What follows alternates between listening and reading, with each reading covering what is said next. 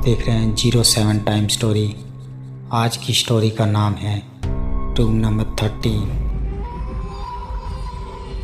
चलिए बढ़ते हैं आज की स्टोरी की ओर। मैं आपको अपने मित्र नीलेश की बहन नीलिमा और उसकी साली नीतू की आप बीती बताने जा रहा हूँ। कुछ दिनों पहले नीलेश ने मुझे बताया था कि उसकी बहन की मौत हो गई है। यह सुनकर मैं बहुत दुखी हो गई थी और मैंने उसकी मौत का कारण पूछा तो उसने मुझे पूरी घटना सुनाई। उसने कहा कुछ दिनों पहले नीलेश उसकी बहन नीलिमा और उसकी साली के साथ घूमने गए थे। नीलेश की बहन और नीतू दोनों बहुत अच्छे दोस्त थे। घर लौटते वक्त काफ़ी रात हो गई थी। रास्ते में उसकी बहन की तबीयत भी ख़राब हो गई थी। उसे काफ़ी ठंड लग रही थी। हमारा घर भी 100 किलोमीटर दूरी पर था। रास्ते में कोई भी रुकने की जगह नहीं मिली, पर थोड़ी देर चलने के बाद हमें एक होटल दिखाई दिया। तो नीतू ने होटल में रुककर उसकी बहन को आराम देने को कहा। उस होटल के काउंटर पर हमने जब रूम के लिए पूछा तो उसने बताया कि सभी रूम खाली नहीं हैं, क्योंकि इस सुनसान रास्ते पर एक ही होटल था। लेकिन तभी होटल के मैनेजर ने बताया कि एक रूम खाली है। नीतू ने पूछा कौन सा रूम, तो होटल मैनेजर ने कहा रूम नंबर 13। हमने उस समय अंधविश्वासी बातों को न सोचकर रूम ले लिया। जैसे कि आप जानते हैं कि होटलों में इस नंबर का रूम होता ही नहीं है, लेकिन ये होटल कई साल पुराना था। जैसे ही वे तीनों उस रूम में गए तो उन्होंने नेगेटिव एनर्जी महसूस होने लगी। उस रूम की कंडीशन तो ठीक थी, लेकिन ऐसे लग रहा था कि जैसे बरसों से यहाँ कोई रहने ही नहीं आया। पर उन्होंने कुछ ज़्यादा नहीं सोचा। अब वो अपनी बहन नीलिमा के लिए काउंटर से पेन किलर लेने गया।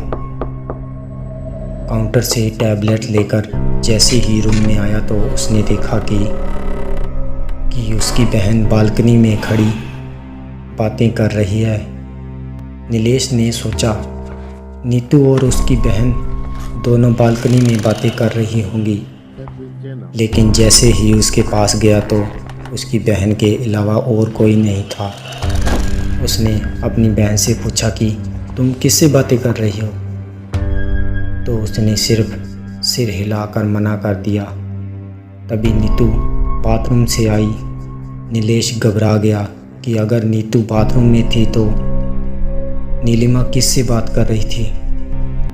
लेकिन इन सारी बातों को अनदेखा करके नीलेश ने नीलिमा को टैबलेट दे दी और सो जाने को कहा।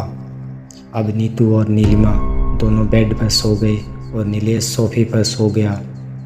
सुबह जब क्लीनर्स कमरे की सफाई करने आया तो दरवाज़ा खुला था और वो जब अंदर आया तो उसने देखा कि कमरे में चारों तरफ खून ही खून था और नीलिमा मर चुकी थी।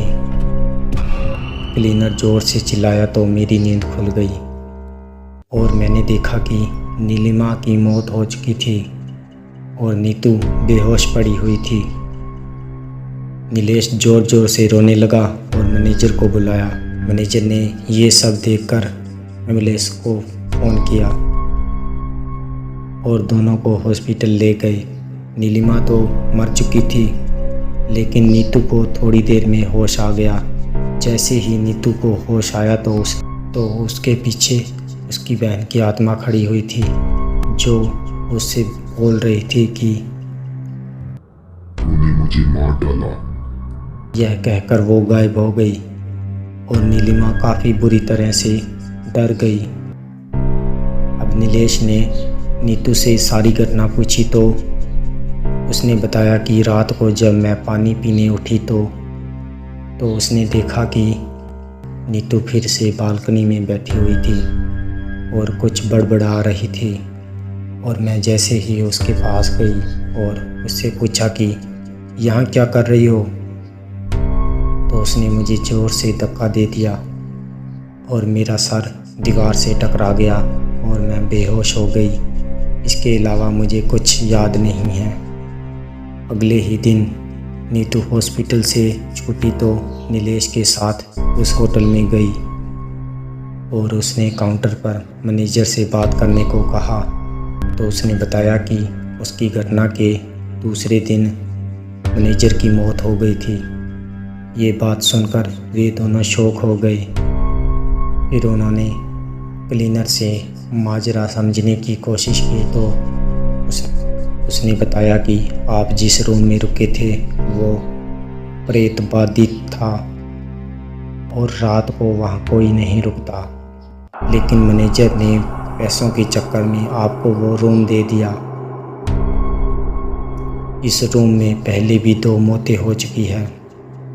अब सारी बात नीलेश को समझ में आ गई थी। इस घटना के बाद नीलेश काफ़ी सदमे में चला गया और कभी किसी होटल में नहीं रुका। दोस्तों, अगर आपको यह कहानी पसंद आई तो हमारे चैनल को सब्सक्राइब ज़रूर करें।